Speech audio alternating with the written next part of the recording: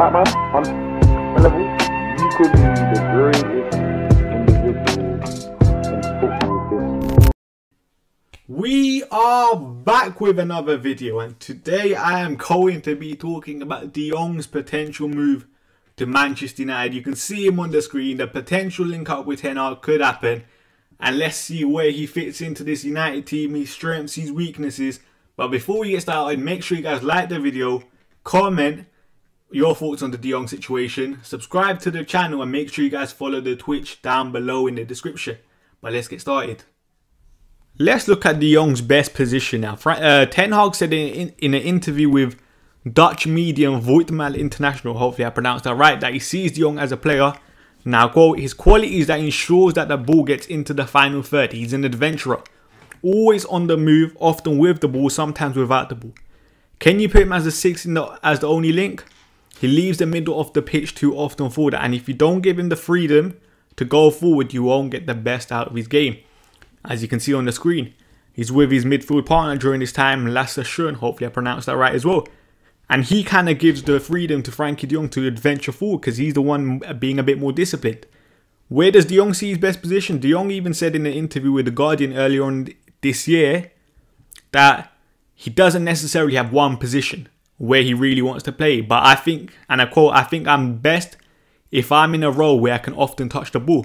Similar to how he was in the 18-19 setup. You can see from here on the screen with someone like Lasse next to him, that allows him the freedom to now carry the ball forward, which is one of, if not, in my eyes, Frenkie de Jong's best asset as a footballer. And the numbers prove it. You can see the ball carrying stats going through down at the bottom. And even last season for Barcelona, 531 players complete 40 plus take-ons in Europe's top 5 leagues. Guess who had the highest percentage? It was the main man himself, De Jong, completing 51 out of 60 dribbles at a success rate of 85%, which is ridiculous. So that's one area that we need to make sure we look after De Jong and play him in his best position, because we see in other clubs with the main players, e.g. Paul Pogba at Manchester United, absolutely ruin him by not playing him in the correct position.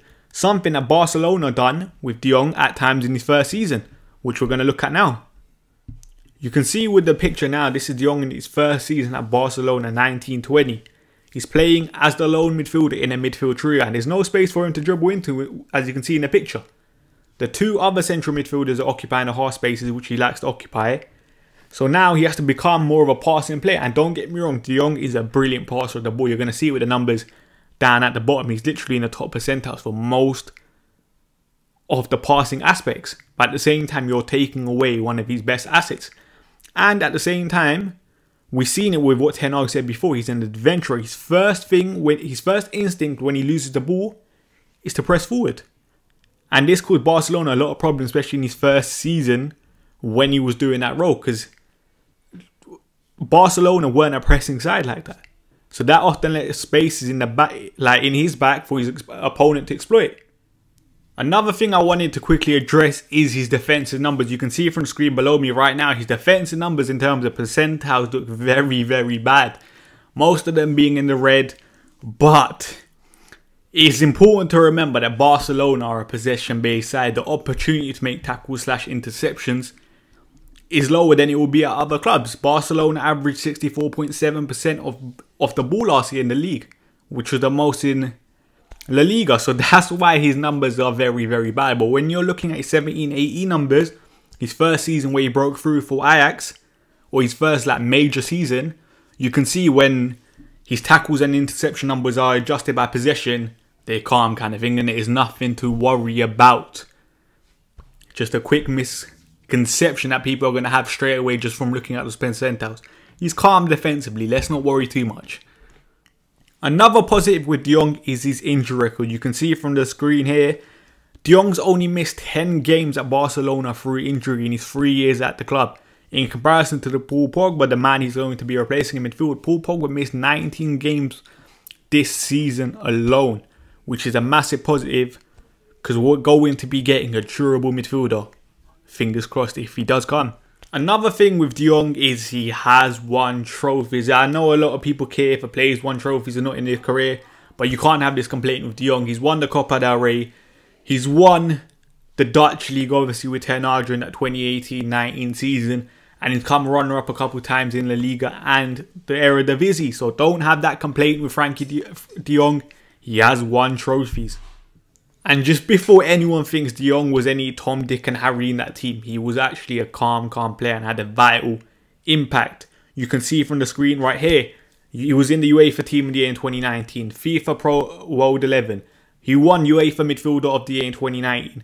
In that 2020-21 season for Barcelona, he won the Barca Player Award, Premi Barca Jugados or something. Cannot pronounce that, but listen, you guys know me. And for Holland as well, he was also the young player of the tournament in the UEFA Nations League in 2019. So respect De Jong. He has a calm footballing CV for his age. A midfielder of De Jong's quality, there's no doubt that he improves that midfield. But one of the main things I want to speak about now is this. To see the best out of De Jong at Manchester United, the first thing United need to do is sign the holding midfielder. Without the holding midfielder, there's no point in signing Frenkie de Jong. Pointless signing if we don't do that. We've seen what we've done with Paul Pogba. Paul Pogba needed that holding midfielder alongside him. We never done it. De Jong is going to need another midfielder alongside him. But luckily enough, from the reports, it does seem like Ten Hag and the board are targeting another midfielder to play with De Jong if he does come. And he's going to improve us enormously. We've seen United. Our main midfield three last year, you could argue, was Fred, McTominay, Bruno Fernandes. None of them as calm as on the ball as as De Jong. Most of them three are very erratic. You've seen it with De Jong. He has that calming influence about it. He can drop deep, collect the ball, drive, which we lack in our midfield. The only real midfielder that I could say that I'm confident in that can do that role is Nemanja Matic to an extent. But obviously he's left the club. Nemanja Matic was very good at dropping deep, collecting the ball making it back free, and just carrying it. Finding those line-breaking passes. No, none of the other midfielders can do that. But De Jong can, and that's something we've lacked at United for so long. And listen, De Jong's that perfect age, 25. We are going for a rebuild. We are probably going to sign younger players. De Jong's worked with Ten Hag before. He's going to be that guy that can connect the manager and the players together. So if United can make this signing, it'll be brilliant. Especially knowing the guy's ability. We've seen it. Maybe he hasn't fully hit the heights at Barcelona that we would have expected after how he broke through at Ajax. But listen, Barcelona over the last couple of years haven't been the best of sides. De Jong, Ten Hag is the dream made in heaven once again. Can we do this deal in my eyes? Listen, only time will tell. Only time will tell. Barca, according to reports, need the money. De Jong is one of the biggest assets. Do you have other midfielders that can play in his position? Someone like a Pedri, someone like a Gavi. With Frenkie potentially coming in as well, there's going to be an opportunity for De Jong to leave. Can we sign him? Listen, I'm hoping. Obviously, Fabrizio Romano's come out today, the day I'm recording this, in saying that we are potentially looking to make a bid. So it seems that maybe De Jong is a bit more willing to come.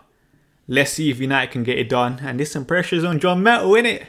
As I like to say, Myrtle Madness. Let's see what happens. But listen, big up everyone for watching this video.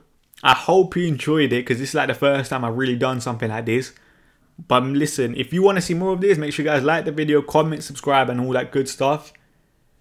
And tell me what other players you want to see a video like this with. Obviously, we'll be linked to Darwin Núñez, Timber. Let's see what happens. But big up everyone for watching. I'll be back soon. Batman, on level, you could be the greatest